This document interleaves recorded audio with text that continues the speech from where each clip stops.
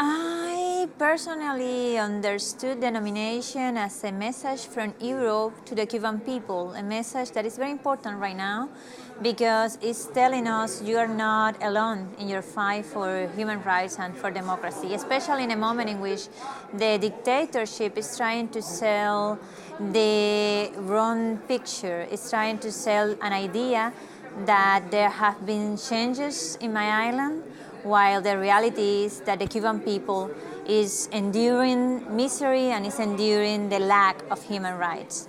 I promote a platform, a citizen initiative called Cuba Decide, Cuba Decides, which is aiming for citizen participation. There haven't been free, fair and multi-party elections celebrated in my country in more than 65 years.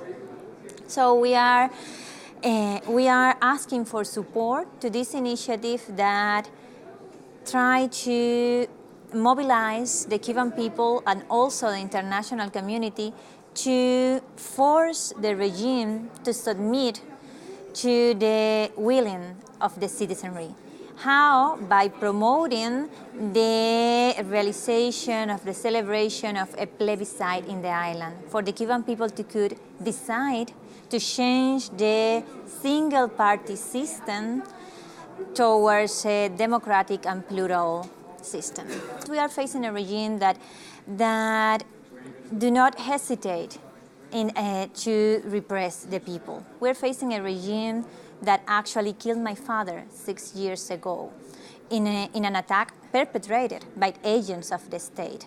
So almost the unique tool that we have to try to diminish the impunity of the Cuban dictatorships are the voices of the international community. Those voices should be rising to support the Cuban people, to support our right to decide our destiny, which is what Cuba Decide is trying to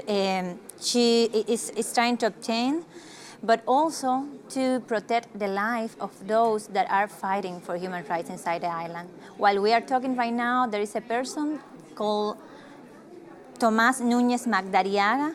He has been 55 days in a hunger strike.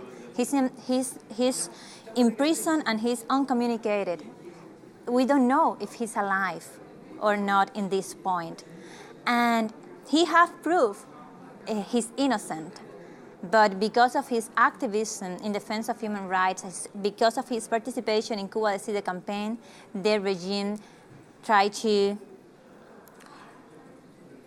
give a lesson to the rest of us by allowing him to die in prison.